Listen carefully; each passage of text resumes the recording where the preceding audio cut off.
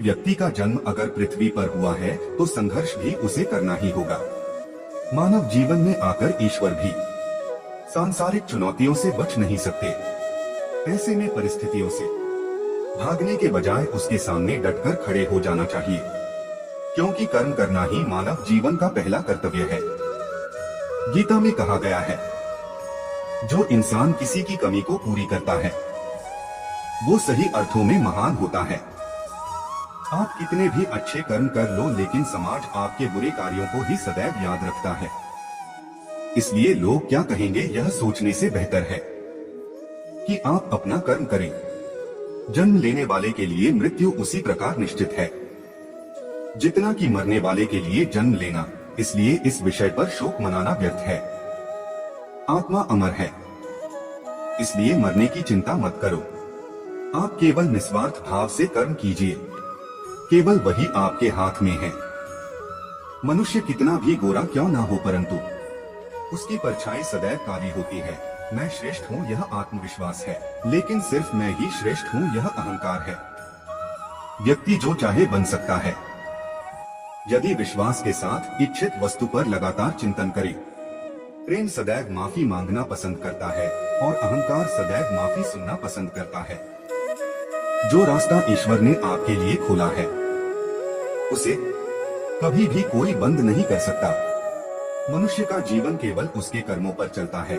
जैसा कर्म होता है वैसा उसका जीवन होता है।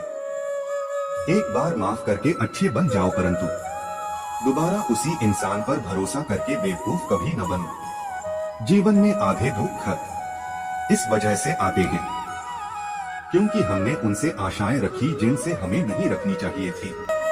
मैं ही इस सृष्टि की रचना करता हूँ, मैं ही इसका पालन पोषण करता हूँ और मैं ही इस सृष्टि का विनाश करता हूँ। जब संसार में धर्म की हानि होगी, अधर्म की विजय, तब मैं इस पृथ्वी पर अवतार लूंगा। शांति से भी दुखों का अंत हो जाता है और शांत चित्त मनुष्य की बुद्धि शीघ्र ही स्थिर होकर परमात्मा से युक्त हो जाती है। हमारी आस्था की परीक्षा तब होती है जब हम जो चाहे वो न मिले और फिर भी हमारे दिल से प्रभु के लिए शुक्रिया ही निकले। लोग अक्सर सच कहने से बचते हैं या डरते हैं, पर सत्य कभी छुप नहीं सकता और न ही कभी मिट सकता है। कितना भी छुपा ले पर सच तो उजागर हो ही जाएगा। जो बात सच पर आधारित हो उसे करने या कहने और मानने से कभी नहीं डरना चाहिए। अगर जीवन में सफलता प्राप्त करनी है तो मेहनत पर विश्वास करें। किस्मत की आजमाइश तो जुए में होती है। जीवन में शांति चाहते हैं तो दूसरों की शिकायतें करने से बेहतर है खुद को बदल लें, क्योंकि पूरी दुनिया में कारपेट बिछाने से खुद के पैरों में चप्पल पहन लेना अधिक सरल है। अपने लक्ष्य के लिए जोशीले और जुनूनी बनिए, विश्वास रखिए। परिश्रम का फल सफलता ही है। समझनी है जिंदगी तो पीछे देखो, जीनी है जिंदगी तो आगे देखो। जिंदगी का सफर मानो तो मौज है, वरना समस्या तो रोज है।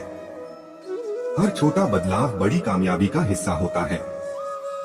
जिंदगी जख्मों से भरी है, वक्त को मरहम बनाना सीख लो। खाली हाथ आए खाली हाथ वापस चले जाओगे। आज तुम्हारा है, कल किसी और का था, परसों किसी और का होगा। तुम जिसे अपना समझकर मगन हो रहे हो, बस यही प्रसन्नता तुम्हारे दुखों का कारण है। हर कीमती चीज को उठाने के लिए झुकना ही पड़ता है। माँ और पिता का आशीर्वाद भी इनमें से एक है। वह जो सभी इच्छाएं त्याग देता है, मैं और मेरा की लालसा तथा भावना से मुक्त हो जाता है, उसे शांति प्राप्त होती है। अगर व्यक्ति शिक्षा से पहले संस्कार, व्यापार से पहले व्यवहार और भगवान से पहले माता पिता को पहचान ले तो जिंदगी में कभी कोई कठिनाई नहीं आएगी। फल की अभिलाषा छोड़कर कर्म करने वाला पुरुष ही अपने जीवन को सफल बनाता है। स्वार्थ से रिश्ते बनाने की कितनी भी कोशिश करें, वो कभी नहीं बनते हैं, और प्रेम से बने रिश्तों को कितना भी तोड़ने की कोशिश करें, वो कभी नहीं टूटते। जीवन में समय चाहे जैसा भी हो, परिवार के साथ रहो। सुख हो तो बढ़ जाता है और दुख हो तो बढ़ जाता है। जब आप प्रभु के साथ जुड़ जाओगे तो आपकी परीक्षा आरंभ हो जाएगी। कुछ लोग इसे दुख समझते हैं तो कुछ लोग प्रभु की कृपा। बुरे कर्म करने नहीं पड़ते हो जाते हैं और अच्छे कर्म होते नहीं करने पड़ते हैं। अहंकार मत कर किसी को कुछ भी देकर, क्या पता तू दे रहा है या पिछले जन्म का कर्जा चुका रहा है। प्रेम और आस्था दोनों पर किसी का जोर नहीं, ये मन जहाँ लग जाए वही ईश्वर नजर आता है। जीवन में आधे दुख इस कारण जन्म लेते हैं क्योंकि हमारी आशाएं बड़ी होती है। इन आशाओं का त्याग करके देखो, जीवन में सुख ही सुख है।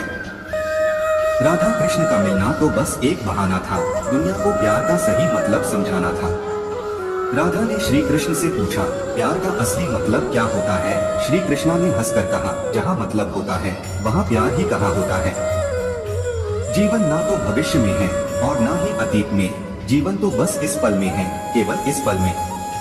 प्रेम एक ऐसा अनुभव है जो मनुष्य को कभी परास्त नहीं होने देता, और घृणा एक ऐसा अनुभव है जो मनुष्य को कभी जीतने नहीं देता। लोग कहते हैं अपनों के आगे झुक जाना चाहिए, किंतु सच बात तो यह है, जो अपने होते हैं वह कभी झुकने नहीं देते।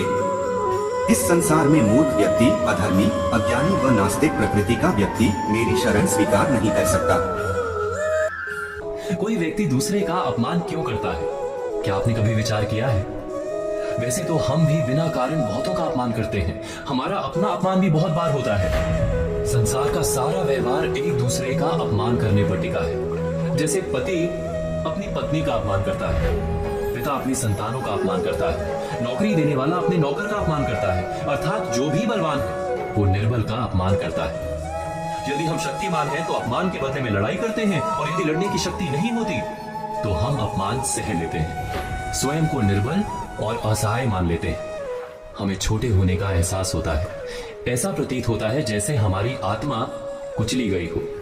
किंतु कोई किसी का अपमान क्यों करता है? जब अपमान होता है तो मनुष्य को अपनी निर्बलता का एहसास होता है, और निर्बलता का बोध मनुष्य को कुचल देता है। वो अधिक से अधिक निर्बल बन जाता है, अत्याचार सहने की आदत सी पड़ जाती है, आत्मविश्वास का नाश हो जाता है। और जब आत्मविश्वास नहीं होता तो मनुष्य शराब और जुए जैसे व्यसनों में सुख ढूंढता है, मन से रोगी बन जाता है। आखिर किसी भी मनुष्य की ऐसी दुर्गति कोई क्यों करता है?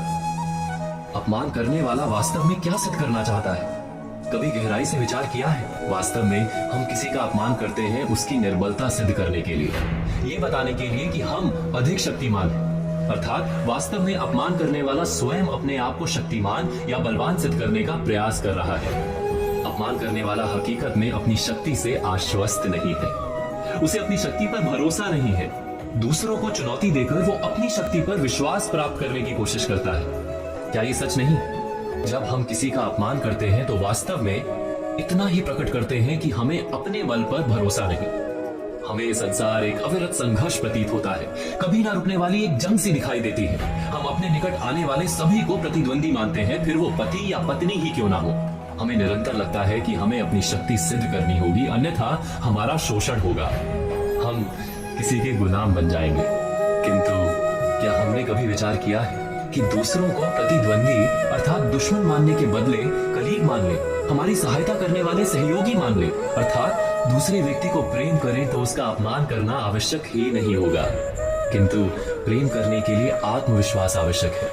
जिसे अपनी शक्ति पर विश्वास नहीं, वो प्रेम कर ही नहीं सकता। अर्थात जिसका हृदय आत्मविश्वास से भरा होता है, ना वो अपमान करता है, ना अपमान को स्वीकार करता है। क्या ये सत्य नहीं? जय श्री कृष्णा।